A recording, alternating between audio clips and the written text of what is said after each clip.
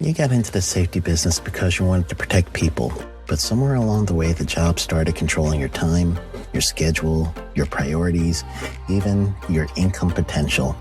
What if the expertise you've built over the years in the field can give you something more? More freedom, more control, more ownership of your future. I'm Sheldon Primus, the author of 7 Steps to Starting a Profitable Safety Consulting Business and the host of the Safety Consultant Podcast, with more than 350 episodes helping safety professionals become consultants and grow their career. Consulting changed my life. In fact, I'm a full-time RVer, and one consulting contract paid for my home I live in today. Now, I help safety professionals build their own consulting practice through bi-weekly coaching calls, accountability, and personal guidance. But this program isn't for everyone. Start with the Consultant Readiness Audit at sheldon.coach. What if everything we thought we knew about safety was just interference? From the host of the Rated R Safety Show and the founder of Safety FM comes the complete Signal Transmission Trilogy, now available in one powerful edition.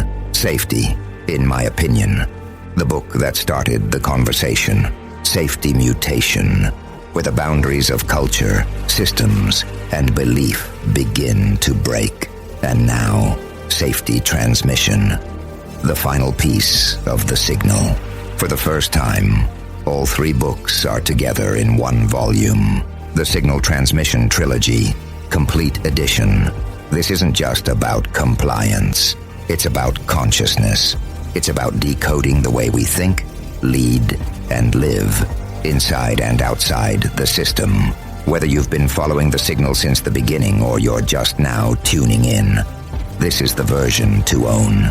Search Signal Trilogy on Amazon or visit safetyfm.com to get your copy now.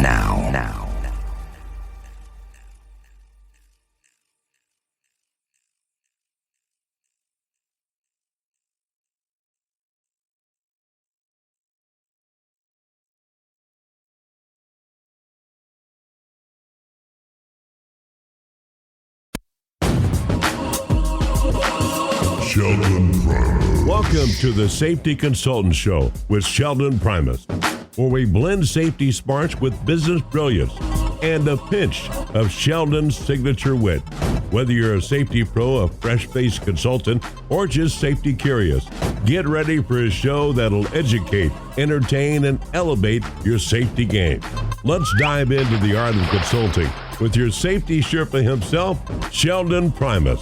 This episode is powered by Safety FM. Hey everyone, I've got a wonderful show for you guys today. Welcome to our show. Man, I can't believe it's already September. It's like catching up on us, ain't it? But we are not alone today. Today, we actually have a special guest, somebody that I have known for quite a while, former student of mine, everything. He's even been on this show before. Believe he's actually, this might be the most interviewed guest of mine. So let's go into it. You guys could talk to my buddy Allen Woffard. You mean special ed? Allen. Hey, man, I brought home the aluminum in the special ed Olympics, and let me tell you, it was tough competing against those kids. They're brilliant. They're enthusiastic. They're going to go further than me, and I'm back in the States for warranty work right now. Can you get gold in that? No, I think copper was the highest I got, but then it got taken back. The guy said I wasn't supposed to remove it from the junkyard. I was supposed to actually pay for it first. So, I'm working on that. I think I'm going to be like flux metal. Flux? At least you have some kind of use. I mean, look at the aluminum. I mean, what I'm going to do, hold a beer? Actually, I must be aluminum. I'm kidding. I drink out of glass because I worry about cutting on metal. First thing I do is drop my cup on my pants on air. That was a beautiful catch by your pants. That was beautiful. Don't lose any of it, brother. If I hadn't said it before, we're talking to Allen Woffard. Diary of a Bald Man. Allen has been part of my life for now a long time. Well, brother, like I've said previously, you're the one that got me actually started into podcasting. Talking to you, where you were formerly my teacher, and I say formerly because it's been, Lord, almost 10 years. Well, yeah, it's coming up on like 8 years now. And you were younger, and that one hair that you did have on top of your head, that inspired me to keep growing.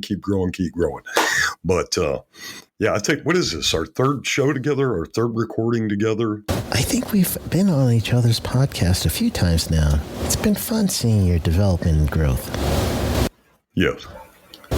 Think about my tree of people I've reached as an instructor.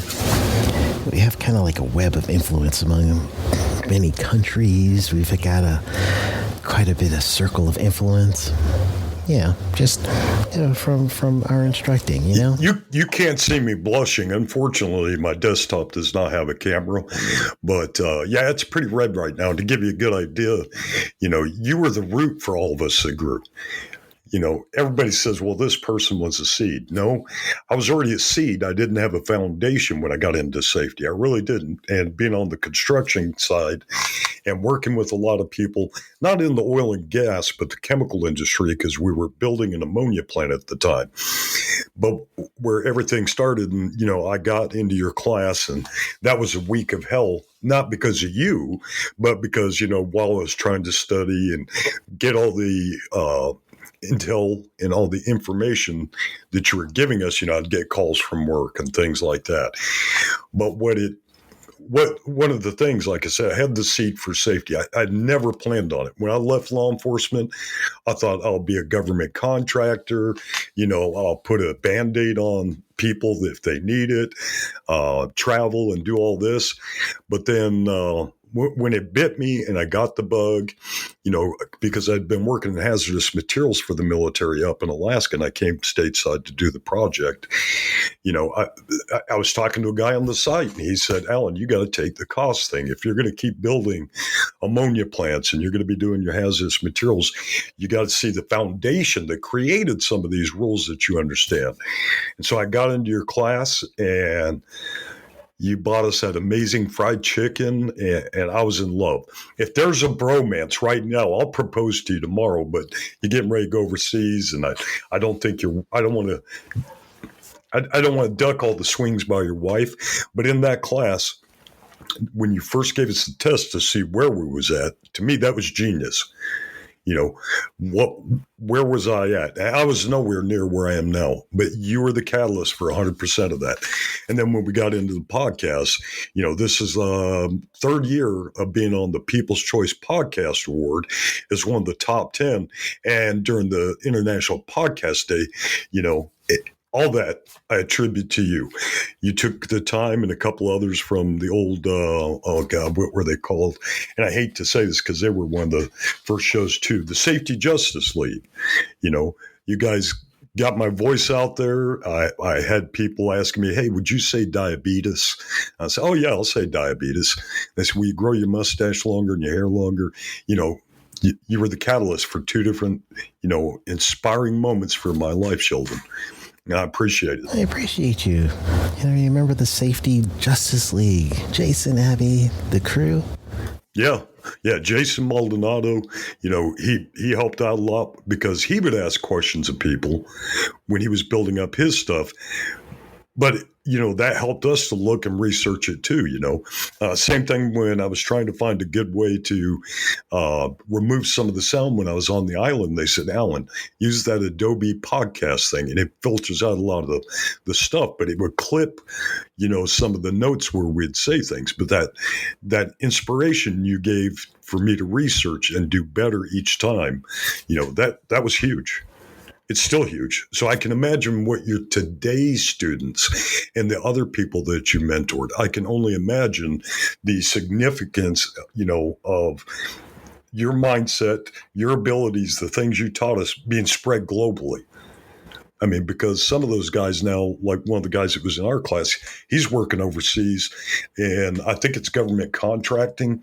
And I know for a fact he had like 5 or 6 of them get into the CAUSM program. I couldn't tell you who the teacher was. I'd have to ask him next time I talk to him. But I mean, you have a global reach, dude. You're better than the pandemic. Nobody got hurt. Nobody got sick. The only shots we took were after work, and that's an adult-sized one. So, no mask required unless there is a hazard. Right, exactly. I mean, your common sense approach is now global. Thank you. I was trying to tell people you don't have to suspend your common sense. You don't have to be textbook when you're delivering your program and your training. You don't need to be so technical you throw people off. Yeah. I try to get the students to put themselves in certain situations. How does it feel? Visualize what will happen if they get susceptible or succumb to a hazard. Just kind of like visualize things as they happen, Yeah.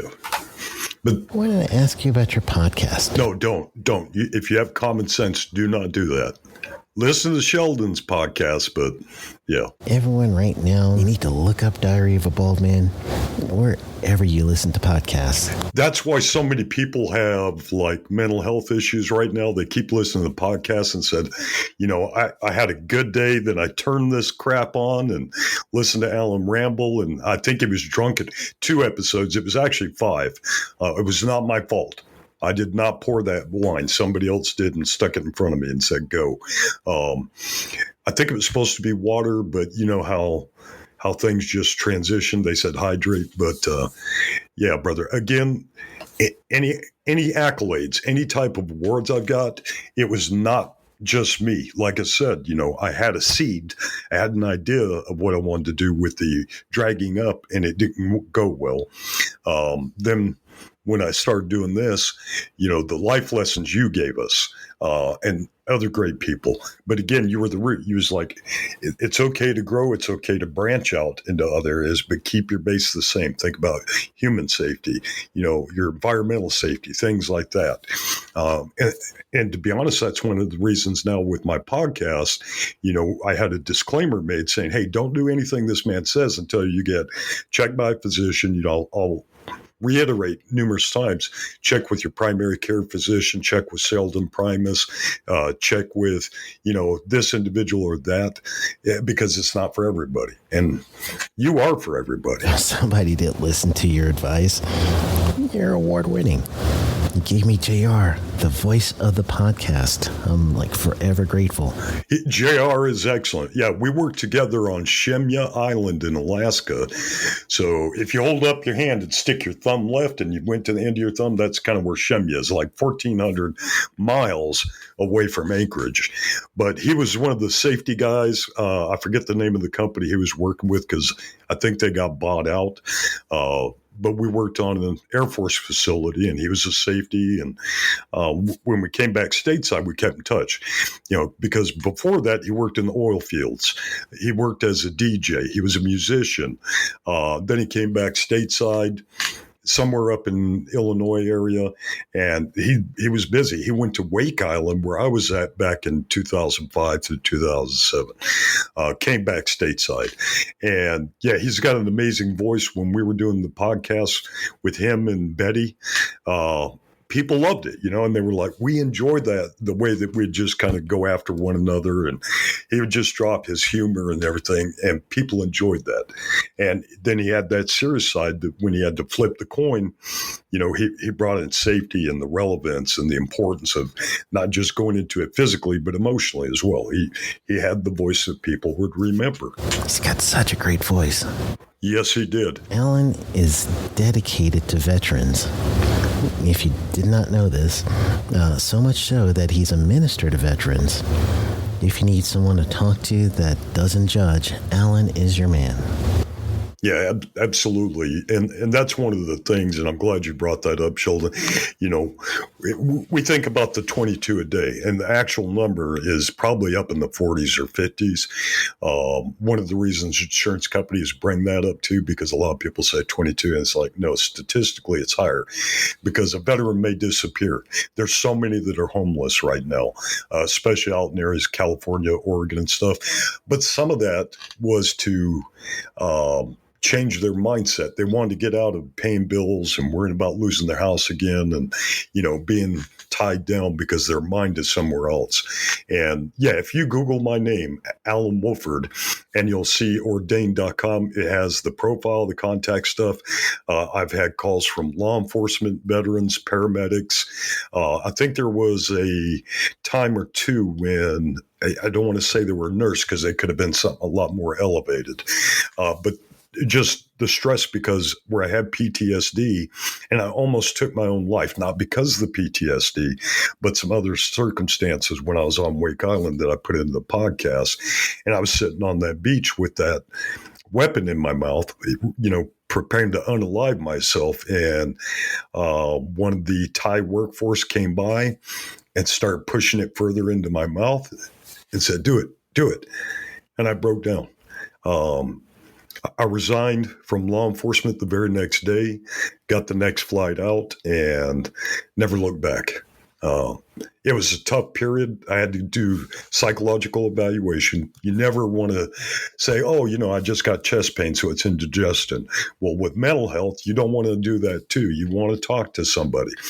And what they found out, I was truly not suicidal, but there were some conditions because I tried to stop smoking. And I'm not going to say the name of the material on here because it really does help other people. But with my mindset at the time and being on the island and some of the conditions I was facing stateside, being away from the family, it put me into a mental state where I did not sleep for 3 days and exacerbated. And they said, well, you got PTSD, but you're not suicidal. If you had, you would have taken the opportunity in other events and it would have looked like an accident and things like that. But yeah, I wish back then I had somebody to talk to like that. And that's what started that. When I got to Alaska and I was working with JR on Shemya, I'd have numerous people that come up and talk to me because we had security clearances. They wouldn't tell me anything secret, but that way, when they were discussing, hey, I'm feeling this, I'm feeling that, and I just feel bad, and I heard that you attempted to do this, and talked them off the edge. And I'm not a counselor. It's just sometimes you need somebody to listen to. And that's why I got ordained. And it was just because in certain areas, people like, I don't want to talk to somebody that's going to tell everything to, you know. And so in their mindset, talking to a priest or a pastor or something, you know, that's somebody, it's from you. God's listening. God already knows what's going on. But they have somebody tangible that they could see and hold a hand and maybe even cry or get a hug from. So that's how that got started, Sheldon. And nobody's ever asked me that before. I appreciate you mentioning that. Thank you for that. With my students, I've been seeing a lot of police officers that are brand new to safety. I mean, they still got the fresh safety smell. Yeah. And it seems like their transition is maybe a step for their own mental health. I like to think that, you know, the thing that they offer to us in our industry is the security side. Since there's been a lot of scope creep with safety and security, someone who is in law enforcement, they're actually, you know, already attuned to safety. So, or at least security, they're going to learn the safety discipline. But it's honestly a perfect fit. Right. Yeah, this is a trend in EHS. You know, you can see it with even the emergence of ISO 45003. That's the workplace guidance for psychological safety. For those of you that don't know, it's the right thing to do for the employees, right? You know, back in the day, you used to tell the workers to leave their problems at the gate, but science has told us that, you know, you can't do that. I was, and some of the officers from the safety professional site that I talked to on the side, I said, what created that segue for you into safety? And they said workplace violence. So were they asking a lot of consultants to go in and give classes on workplace violence? When I became an active shooter trainer a couple of years back, some of the clients I work with said, oh, great, you've got a previous law enforcement experience. Now you have this experience. Would you give classes on it? And so I said, yeah, but the thing is, I could give you a class, but if you guys don't actually get a program in place and educate your employees, it's not going to work. Everybody just kept thinking about all the active shooter events, but then they wanted safety and security to do this, but they didn't empower their human resources teams or their supervisors, to take action, because it's like, well, the pandemic hurt us. We lost a lot of good people. Now we got these new people in. And with that cycle, they didn't want them to feel like, okay, why am I taking a workplace violence class? You didn't have an event. Are you assuming I'm the violent one? And so HR was like, yeah, don't do these things. Don't do PCPs and, don't do all these things that would be active, countermeasures, because we're worried it will scare the employees. It's actually necessary, but companies don't want to empower it for fear of losing people out of an assumed danger. And we actually do need more information, because it's a bad state now where we have, I'm not going to say drug abuse, but we have a lot of veterans in the workplace now that'll come up to me and say, hey, Allen, can you do Narcan training for my coworker? And without violating HIPAA, they're like, I want them to have training because I'm on so many meds from my injuries while in Iraq, Afghanistan, Syria, wherever. I'm taking it if I overdose, and it's happened in numerous establishments, having somebody to train on that. So now it's fearful for some employers. It's like, why didn't you tell us you were taking this? And it's like, well, I told HR, but I want somebody to do it because accidents happen. So the work environment's changed. There is more violence, but also a ton more elderly having to come back to work because of the cost of living. I've seen people my dad's age, 70s, 80s, and you're like, hey, Timer, what are you doing in here? And it's like, trying to keep my daggum lights on, or I'm trying to feed my wife, or my blood pressure medication, insurance stopped paying it because I'm retired. So I had to go back to work to get my blood pressure meds. So we've got an elderly workforce. God bless you if you're listening, because I know you're listening to Sheldon, but thank you for maintaining and getting in there and being part of the community. But you got the elderly workforce. You've got a lot of guys recovering from both PTSD, other traumas in the workforce, trying to help people. And, then you've got another generation that are so electronically driven that I wish you could see the video. I was going to say it's private, but I'll ask the guy to send it. He was an insurance investigator wondering why this one company had so many traumatic brain injuries. And I was like, are they true TBIs? And you look at the surveillance thing in their warehouse where people are walking through the warehouse looking down and then slam into either a forklift or a piece of steel and stuff. And it was like, you've got to be kidding me.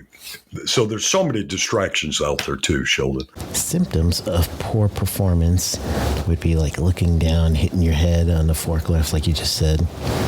The worker gets written up for that, but they're not really addressing that underlying problem, or it could be an underlying problem, right? Oh, and I'm glad you put that in there too, Sheldon.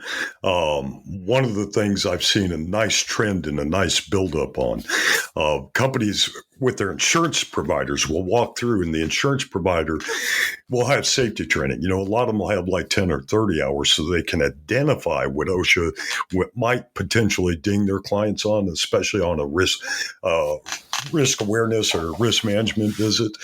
But what I've seen growing in popularity is like if I came to you and I was going to a water plant and I'd say, Sheldon, sodium hypochlorite, all these different chemicals that may be used in water. What is the most dangerous? Which one do you have to have, really good training on? Chlorine gas, things like that. But they're going to the people like, welders and stuff in a shop and saying, what was the worst fire you ever saw? What created that? And they may say, hey, I had paperwork over here. I plans and diagrams, and, a piece of slag got onto and ignited it. And so we started putting Lexan and things on. And the mental health thing is still the same way too. What's causing you the greatest stress? And they were going in, I think it was probably about 2 months before I went to Kwajalein. I was reading a report that a guy had done, and he found stress in this one metal shop where guys were getting violent was due to the frequency of when the equipment was cutting the material. They had hearing protection, but they found out that by modifying it and giving them earmuffs instead of just the inserts and doubling up on their hearing pro, that tension, that stress and everything just completely dissipated for a few people. But then other people were like, the noise just, it gets into me and I get mad when people come in. So they put up panels because they were listening to experts on noise reduction, but they don't look at a subject matter expert like you in all areas. They're like, oh man, the smell's bad. It's got to be hydrogen sulfide everywhere. Well, the potential exists, but with some of these new industrial hygienists I'm seeing that figured out that noise panel, that figured out what was triggering these guys respond, they went in and developed a new program where they're even looking at lighting. So they switch companies at night, or help companies, and they pay for this. They put in SAD lights because night shift workers very seldom see any daylight. So their vitamin D levels and their emotional stuff changes. But yeah, by simply listening and reaching out to others, it's amazing what we can find out to help, not just with physical safety, but emotional safety as well. We in safety and health for so long didn't think about the complete person, including their mental health. We've been ignoring body chemistry and accident, how cortisol was released, and you're trying to tell someone to talk to you about something and you badger them about talking about an accident because you need to do your investigation, and literally they can't speak up because of that high cortisol level and no oxytocin to balance that out. We may think that that person is trying to hide things, and they write them up because, they're not talking to the investigator and not really considering about the whole person, the chemistry. And that's like, you have to think about everything. The age, the generations, all that stuff is part of the full person. You even have to adjust safety messages with, just generationally. Some people might like to get micro messages such as text if it's intrinsically safe, or some people might just like to read something in a newsroom on like a newsletter or something. So that's generational based.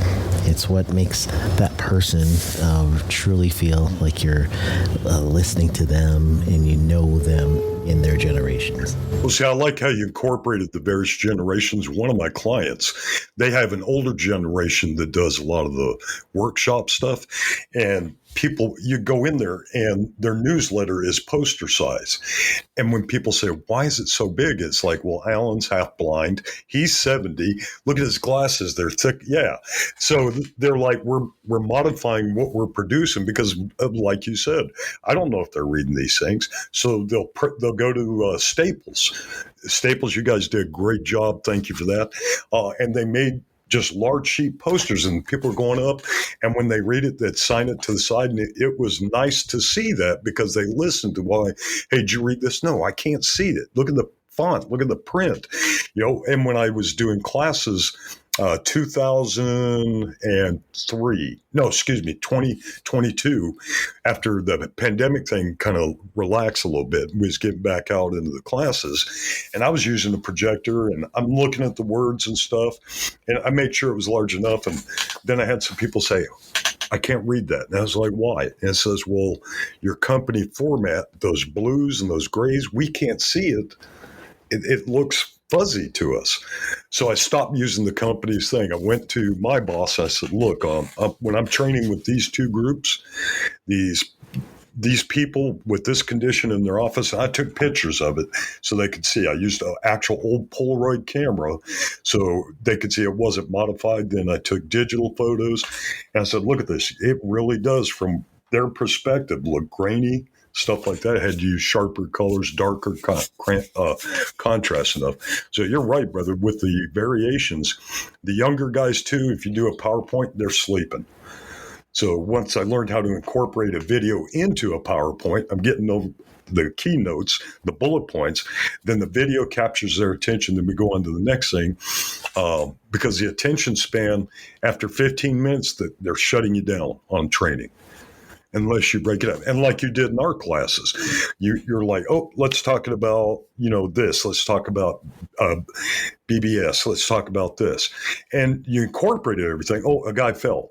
Was it his behavior? Was it the environment? Did he have bad fall protection? Did Allen push him because it was his coffee? Why did this occur? You have to think about all variables. It's like a scientific thing for us, Yeah, it's one of those things where you got to do the if-then scenarios, and you test things out, right? Oh, say it, brother. Preach it. No, because we're talking. I kid you not, brother. I get some people going, well, Alan, your podcast is not office friendly. I said, well, you should be listening to the office. They're paying you to work, not listen to me. But they're like, you just say what's on your mind. I said, because my generation expects that, and it's not to be crass or rude. I was like, there's certain things that trigger, I remember that, or this is how I respond to this. But a lot of the veterans that I get emails and the postcards and stuff from go, love your sarcasm, but love how you're trying to do this too for people that are not sensitive. Not to say they're not, empathetic to people being sensitive to certain things, but directness and being truthful to the best of your ability, because sometimes you can't tell everything. The same thing when I was on the island. Had a good day. Can't say anything about the stuff because it's like it may create a mental strain on the family or coworkers, because it was like, I didn't know we had that kind of hazard. Nobody expected that rogue wave in January to go over Roy and, try to push everybody off the island. Sometimes things happen. And they're like, well, why can't you tell me what happened? It's like, nature happened. Sheldon spilled his coffee a minute ago, not because Sheldon's a klutz, and not to be disrespectful, brother. You couldn't spill coffee if you didn't have coffee. Our environment and the situations, it's like, oh man, that hurt. Well, if you hadn't had coffee, it wouldn't hurt. If you don't take a chance, sometimes you won't learn. You won't grow. If you don't let people know you have shortcomings. And that's one thing I loved about Sheldon's class, when he was talking to somebody, getting the cortisol levels up, stuff like that. The very first thing the man trained us on, outside of the, behavior-based safety, was when we're looking at the individual, look at the individual. Hey, man, how did you fall? No, how are you doing? What can I get for you? Do I need to get a medic? Do I need to take you here? He was letting them know that he was, something more than capital that's on a spreadsheet that's part of a process. Sheldon taught us how to approach a person while we're interviewing them. It's not like, what were you doing before you fell? Well, obviously you were in an upright position, something like that. He taught us to say, how are you? Can I get you anything? Do you need something? And approach the person with empathy and respect. Not, oh, great, I got to do another 10 hours of paperwork. Thank you for saying that. People first, always. So you got to lead with empathy. Yeah, absolutely, brother. And see, one of the when you were teaching us, the mentality to me came out, that princess in the pea, where there's a pea at the base of her bed and all those mattresses go up and she was still uncomfortable. But that's the way I look at people in an organization. If there's something in there that's unsettling, it's going to affect everybody. No matter how many times you distance yourself, how much barriers you put in between, it has an effect on an individual. And we don't think about some of those really small things, that's a part of life, but it does have an impact. And especially on the sensitive people, they'll get to that a lot. But, with your teaching and the stuff you trained us, it wasn't cost. The program itself was exceptional. But you trained the individual. You took us and said, you're not a safety cop. Put your pen down. But take notes. Focus on what's being said. Then take this, engage, and people just don't look at it. They look at individuals and incidents and say it's a one-time thing. Let me do, a fishbone diagram. Let me figure out where this all went down. Look at you with a fishbone diagram. Yeah. And they're probably going, well, I use Taproot now. It's like, Jesus. You got to go old school because technology, I was telling Sheldon earlier, I can throw my podcast into an AI and it generates a script. Well, that's the thing. I don't want to replace my own mental capabilities and physical things with artificial intelligence because then it's like, oh, I feel too bored to write this. Let me get AI to do it. And I've seen people do that with safety manuals. They're like, generate a safety manual, put this, because they're applying for insurance, right? And so they want to show they got a better program. And then when I'm looking at it to help them or to guide them on it, it's like, why do you have confined space permit program in here? You don't have any confined spaces. You're a metal fab shop. Or why do you have, this in here and you guys don't work off elevated platforms. You work on the floor. Let me see your chain hoist. Let me see your stuff where you're holding pipe and moving pipe and your torch and hot work programs and stuff like that. But people think, hey, more is better. And then you expect your people to follow policies. And it's like, why didn't you fill out that permit? What permit? I didn't know we had a hot work permit. This is the first time I've seen this. Yeah. But, that's just the thing, brother. People, and AI can be helpful. I'm not saying it's not, because it can create, like Sheldon said, if we're having a hard time thinking of something for a show, I'll say, if you were a person, what would you want to hear? And, it puts humor, it puts, I always say this wrong, anecdotal things and stuff like that. And then we'll search the internet and say, hey, here's what the popular things are with podcasts or shows or what people are listening to. Because I look at a targeted group. Sheldon has to blanket the world because everything under the canopy of safety starts at the top of the tower where the owners are and goes all the way to the ground. And I'm like, I don't give a shit. Let me tell you how to make chicken and dumplings, what wine goes best with peanut butter crackers, things like that. Off the wall, because that's going to trigger in your mind, where the hell did he come up with this? And wait a minute, I do enjoy blah, blah, blah. Keep challenging yourself is what I'm saying. Please. That technique. That's a technique that you just described. You're doing what's called Neurolinguistic Programming. And that's an NLP technique. You get someone that's in some sort of state, and that's their state of mind. So state's like truncated for that, and they're stuck in their story, whatever that story is. So you do something that's going to shake them out of that state, and that's considered an anchoring them. You're anchoring them for the next stage where you start your counseling and you get them to stop their story. And that's how you make your breakthrough. So, yeah, that's that technique you got there is an NLP technique. Well, brother, one thing, if you have not read it, Mind Hacking Happiness. That is an amazing book that talks about everything psychological. The guy worked with Navy SEALs. He's worked with other things of intelligence, but it talks about his journey when he almost died as a teenager and just the ability of the mind, like you're talking about. You do this to get a response, and then they look, and then you show this color, then you say cloud, and they're like, what the hell? And then it sinks. It just grabs that person's attention. But Mind Hacking Happiness.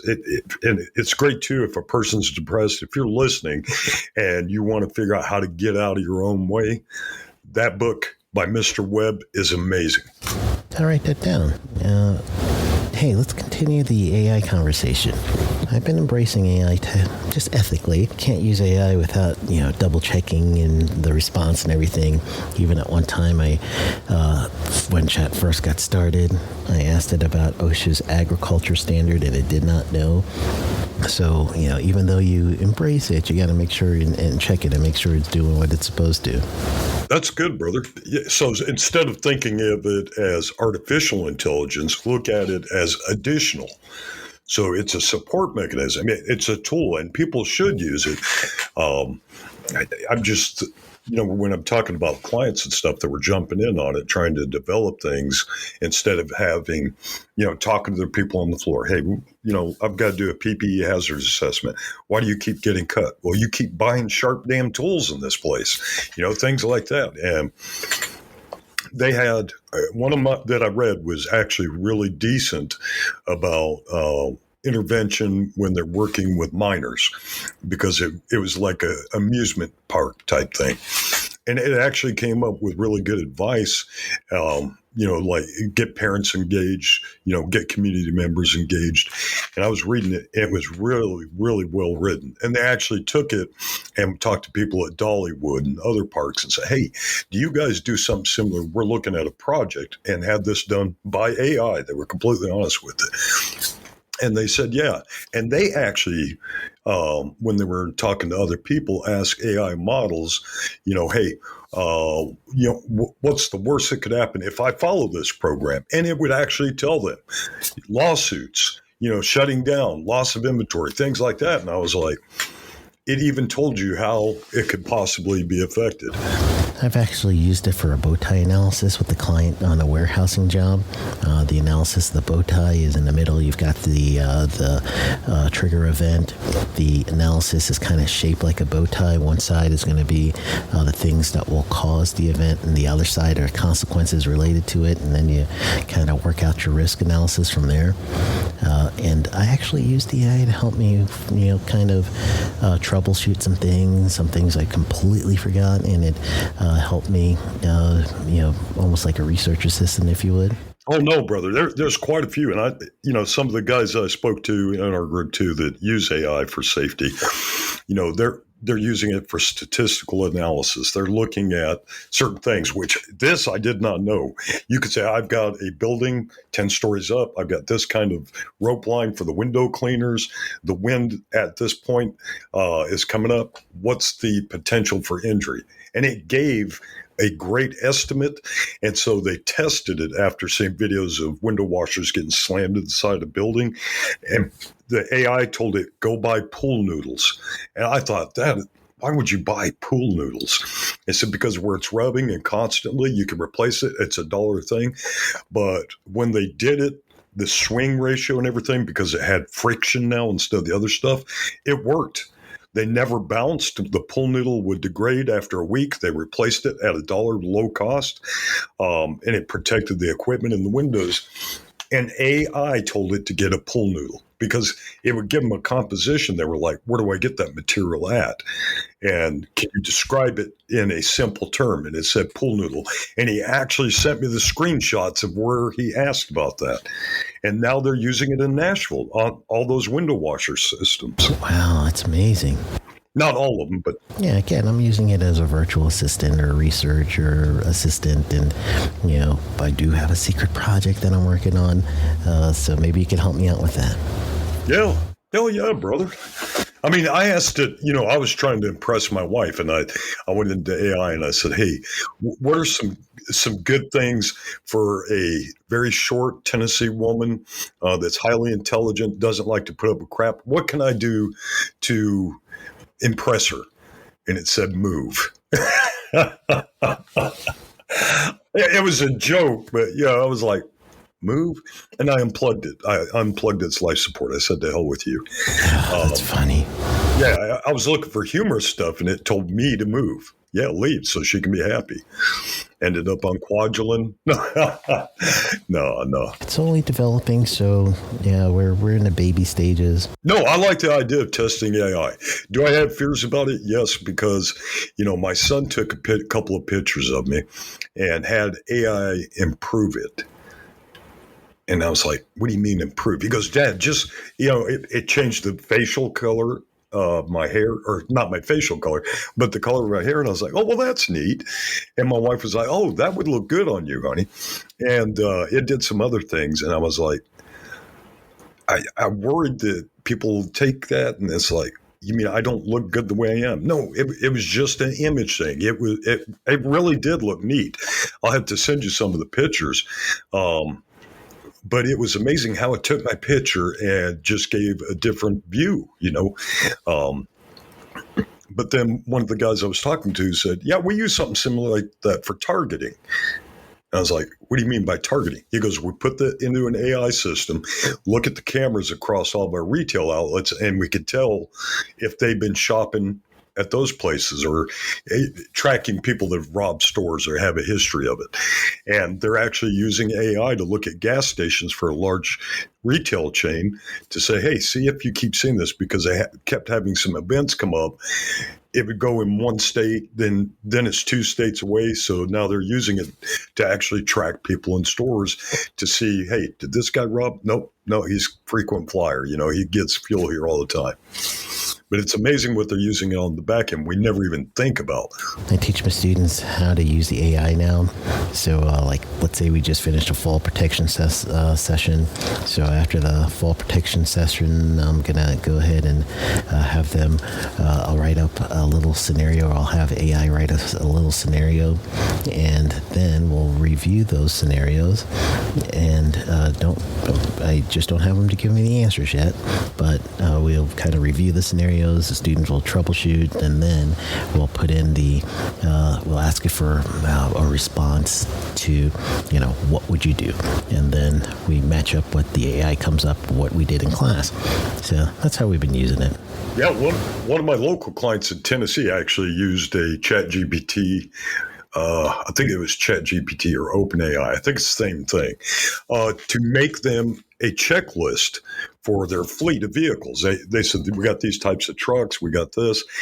They put a lot of information out to it, but it gave them a very detailed sheet on things to check. And then they put in, these are common failures on our equipment and our perishables.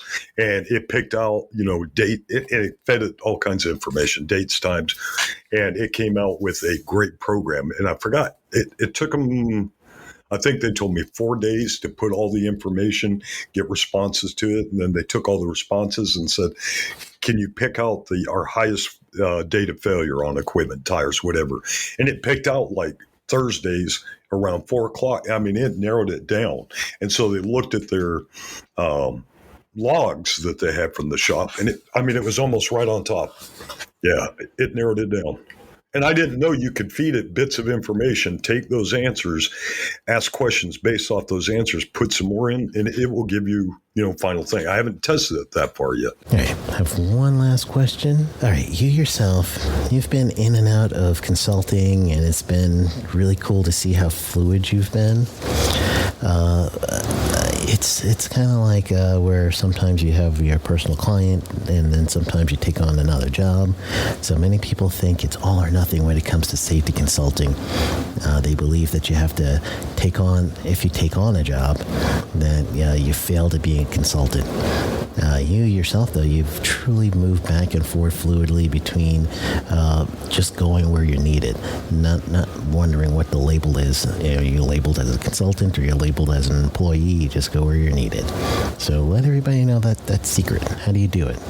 Okay. No, absolutely, Sheldon. So again, when I first got into safety, it was dealing with hazardous materials on the island. And not a lot, some class 8, some class 9 biohazards, things from our hospital and all, nothing inherently dangerous. But when I got stateside, after taking some advanced classes with hazardous materials, I got the job where I was currently working when I took Sheldon's class.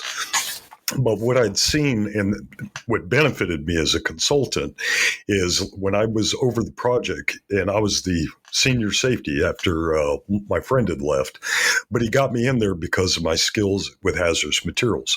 So when I set up their lockers and started doing their T-clip test and everything else that they needed to have done to ship waste out of there, other people saw that. So let's say Sheldon was a GC out there. So they would come up and say, hey, we're going to be doing this on another job site. Are you available? I said, no, but I know a guy, same background as me, did hazardous waste transporting. He could figure it out, get it set up, get your Hasdex and everything, and go from there. So then they call me up, Allen, can you do this? And I'll say, yeah, I can do this, but let me help you with this until you get somebody with boots on the ground. So what I do, and the reason it helps me and the reason people keep calling me back is like, if you go into consulting, go in 100%, but you need breaks. And it's not a break from the work, because consulting is so important. People need you, but you say, hey, I'm not getting a client. Well, you're just in the wrong area, or you're focusing. Because like where I said I was a government contractor doing this, they'll say, well, let me hit all the government contractors. I know all the sites. Well, you're setting a limit then. So what happened, I took Sheldon's training. I got promoted to head of safety for the entire project as a combination, of the work I'd done and stuff like that. But where I really took off and started doing great with the consulting, after that project finished, another company came up and said, Allen, can you do training? So I took a break from the consulting to strictly go out and do training for 5 companies that were trying to get into other projects or build their companies up, things like that.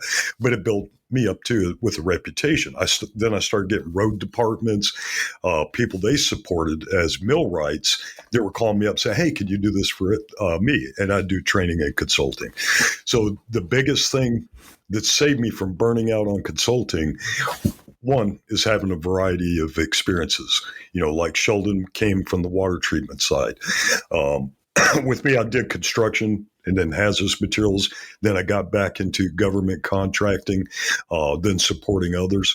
But once your name gets out there and they see that you're flexible and you still have that same and dynamic, experiences that you took to other clients, mentally, it's going to help you because you don't feel beaten down.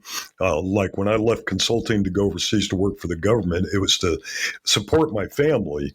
A great company, Keystone, just did really good East Coast risk management. But what happened while I was gone is, some of the dynamics changed out here, different types of clients gone, things like that. But when I came back stateside, I'd seen a lot of other guys that had done similar to me come out of different professions, go into consulting, but where they had trouble keeping clients, they focused on a particular set that they were comfortable with.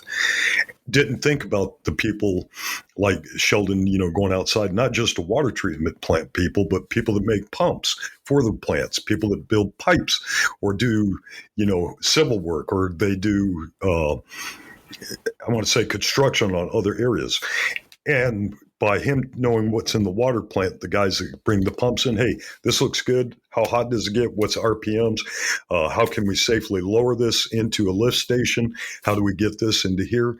And the people that make it, will spread that information. And then Sheldon can take it into other areas.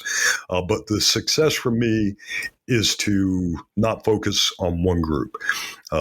Back when I was doing it for myself, before going to East Coast, Keystone, I'd get on the OSHA establishment page, who got hit for like 10 or more issues, then research the company. Based off that information, it's like, hey, did you know a company similar to this recover quicker because of training, knowledge, go in, do their SDS binders. Then when I started doing Google-based SDS binders for people, it really took off. I got call after call from local businesses that would look up safety consultant near them. It's like, Allen, can you generate our stuff on a free Google site? Yeah. And they just paid me for the time. Little things like that. But we were talking about use of AI too. Ask AI, hey, I'm a consultant in safety. I focus on this area. What else can I do? It will give you other potential things, but you got to be comfortable with the answers. If you're going to ask, then take those answers, even if it sounds outlandish, and take a chance on yourself. Oh, that's brilliant. If you're a safety consultant, you should look at all your skills, any of your passions. If you're good at fishing or something, and you could do a charter business, then all right, get your safety consulting and your charter business. It doesn't mean that you failed as a safety consultant. Yeah, you just use all of your talents, if you would, to help sustain the family and everything that you need to do. Yep. You're your own boss, so there's no real rules to that. Absolutely, brother. And, it's like about a year ago, one of the nursing home clients I had, I trained some nurses on their annual biannual recertification. And they were like, hey, Alan, have you thought about going to these nursing homes? We got friends that work there. I said, no, go to the red class, get that, because you know those people, you know their industry. So when you go in and say, hey, we're going to get a patient out of this bed with a KED, long spine board, whatever, you're going to have that comfort, and it'll make you some extra income. And 2 of them today are still training, and they thank me all the time. They're some of the ones that sent me postcards or stuff. It's like, I just held my 95th class, and it helped them to build up. You were talking about our web and people that we've touched and the things. They reach out to me. I've got 3 safety people, Drew, Shane, and Dana, that still stay in touch, and they're doing the same thing that you did for us. Spread out knowledge, give out that stuff, and like my nurses friends. But yeah, brother, once you're in consulting, guys, you don't need another job. You want another one because you're thinking, wow, this costs this costs that. No, you're just needing the income. Focus on your consulting. Spread your web out. Quit trying to catch butterflies. Go for dragonflies. Go for fruit flies. Everything will actually lead to something else, and it will build you a better. It'll build you a better, I don't want to say spider web, because now it sounds like we're trapping people. It'll build you a better variety of food, okay? Suck them dry, drop the carcass, go get you another carcass. But remember, be empathetic. Bugs are going to irritate you, but what you're doing is you're feeding the rest of the family. Be honest. Tell them if you can't do something. Don't be afraid to ask for help from another subject matter expert. No, yes, people may want your contract, but don't be afraid that you lose out because you didn't want to ask for help. Get a hold of Sheldon. Sheldon is amazing, for resources and stuff. Ask your coworkers, ask AI. Don't sell yourself short. You can be amazing, but you have to have that ability to say, yep, I'm going to turn left instead of right. And I know that's all gravel, but when I'm done, there's going to be a road paved behind me. Oh, that's right. Good tips. Wait, tell everybody how to reach you, how to get a postcard. Leave me the hell alone. I did not ask you to come after me. So, yeah, the postcard, there's a big thing on my website, diary, D-I-A-R-Y, not diarrhea, even though the wife said that's what I usually put out. But diary, D-I-A-R-Y, of a baldman.com. Or you could text me. I get my email, diaryofaBaldman1968 @gmail. That's how I get a lot of the stuff from the people that listen worldwide, globally. If you want a postcard, send me your address out there, or a post office box. Hell, send me your work address, and I'll send you a pair of my socks too, and say, I got these from the bald man himself. And then, that's like a trophy right there. I can't guarantee they'll be clean because I can't really distinguish. But also, if you Google me, Allen Woffard, ALLEN WOFFARD, you'll find other ways to get a hold of me too. It'll actually show you my house here in Tennessee, give you my phone number. What is that? WhatsApp? On WhatsApp. I think it's WhatsApp too. That was great when I was overseas because a lot of foreign people were like, oh, Alan, we can find you a dating service in the middle of the ocean. Leave me the hell alone. I'm happily married. But yeah. Phone number is 910-431-6437. Please feel free to text me. And again, like Sheldon was saying, if you're, asking about being ordained and stuff, if you're in need of something, reach out, talk to somebody. It really helps. You're not as crazy as I'm going to tell you are. Yes. Allen Woffard, everybody. Thank you, my friend. Everyone's listening. Hey, I was sober today, too. I want that. Allen, you did it. If he could do it, you all could do it, too. All right, gang. Go get him. That's a wrap for today's safety show. Remember, safety isn't just about hard hats and caution signs. It's about business smarts, too. Thanks for joining us on the Safety Consultant Show with Sheldon Primus. Until next time, stay safe, stay savvy, and keep consulting like a boss. Go get 'em. The views and opinions expressed on this podcast or broadcast are those of the host and its guests and do not necessarily reflect the official policy or position of the company. Examples of analysis discussed within the past hour, only examples. It should not be utilized in the real world as the only solution available, as they are based only on very limited and dated open source information. Assumptions made within this analysis are not reflective of the positions of the company.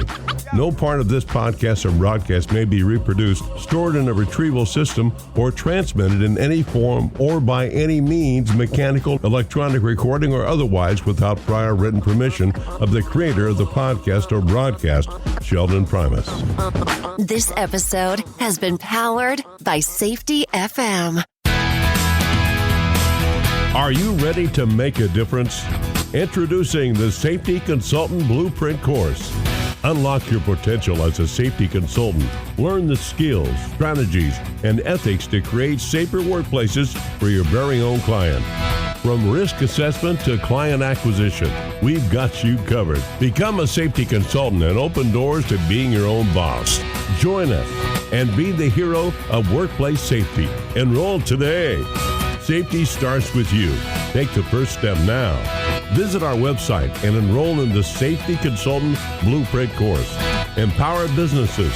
Protect lives. SafetyConsultantBlueprint.com.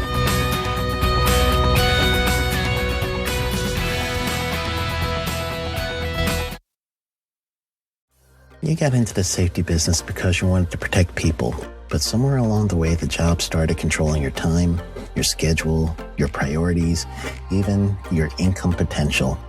What if the expertise you've built over the years in the field can give you something more? More freedom, more control, more ownership of your future. I'm Sheldon Primus, the author of 7 Steps to Starting a Profitable Safety Consulting Business and the host of the Safety Consultant Podcast, with more than 350 episodes helping safety professionals become consultants and grow their career. Consulting changed my life. In fact, I'm a full-time RVer, and one consulting contract paid for my home I live in today. Now, I help safety professionals build their own consulting practice through bi-weekly coaching calls, accountability, and personal guidance. But this program isn't for everyone. Start with the Consultant Readiness Audit at sheldon.coach. What if everything we thought we knew about safety was just interference? From the host of the Rated R Safety Show and the founder of Safety FM comes the complete signal transmission trilogy, now available in one powerful edition. Safety, in my opinion, the book that started the conversation. Safety Mutation, where the boundaries of culture, systems, and belief begin to break. And now, Safety Transmission, the final piece of the signal. For the first time, all 3 books are together in one volume. The Signal Transmission Trilogy, Complete Edition. This isn't just about compliance. It's about consciousness. It's about decoding the way we think, lead, and live, inside and outside the system. Whether you've been following the signal since the beginning or you're just now tuning in, this is the version to own. Search Signal Trilogy on Amazon or visit safetyfm.com to get your copy now.